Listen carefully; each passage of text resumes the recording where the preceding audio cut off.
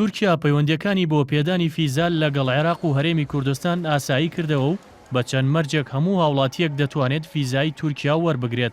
لە ئێستادا تورکیا لە ڕێگەی کۆمپانیای ئەتڵەس گلۆباڵەوە پەیوەندیەکانی بۆ پێدانی ڤیزا بە هاوڵاتیانی عێراق و هەرێمی کوردستان ئاسایی کردووەتەوە و ئاسانکاریان بۆ دەکات.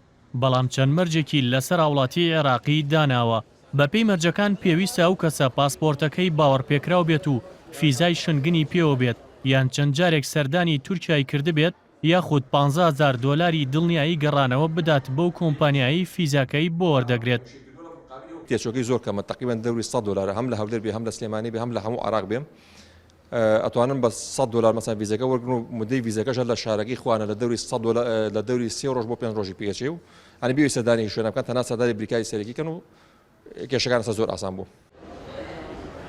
بەپێی بڕیارێکی تورکیا کە لە دەی شوباتی ئەم ساڵەوە چووە بواری جێبەجێکردنەوە تورکیا گەشتکردنی هاوڵاتیانی هەرێمی کوردستانی بۆ وڵاتەکەی کرد بە وەرگرتنی ڤیزا لە ڕێگەی کونسوڵخانەی تورکیاوە کە بە مەرج ڤیزای بە هاوڵاتیان دەدا. ئەمە لە کاتێکدا پێشتر تەنها لە ڕێگای ڤیزای ئەلکترۆنیەوە بەبێ بەرامبەر هاوڵاتیان سەردانی ئەو وڵاتیان دەکرد. بە پێیاماری کۆمپانیەکانی گەشت و گوزاریش لە ئێستادا نزیکەی 11,000 هاوڵاتی لە کونسوڵخانەی تورکیا لە هەولێر داوای ڤیزایان کردووە. من رجعنا هنا ورا 3 أيام صدرت هاي التعليمات الجديدة. ئێمە کە لە تورکیا گەڕاینەوە بۆ ئێرە دوای 3 ڕۆژ ئەم بڕیارە دەرچوو.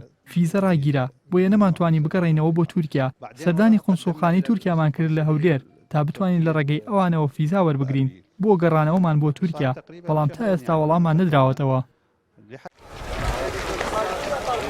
دوای ڕێکەوتنی یەکێتی ئەوروپا و تورکیا بۆ ڕێگریکردن لە شەپۆلی کۆچبەران تورکیا گەشتکردنی هاوڵاتیانی عێراق و هەرێمی کوردستانی بە ڤیزای ئەلکترۆنی هەڵۆشاندەوە و بەوەش هاوڵاتیان نەیان دەتوانی بە ئاسانی گەشتی ئەو وڵاتە بکەن.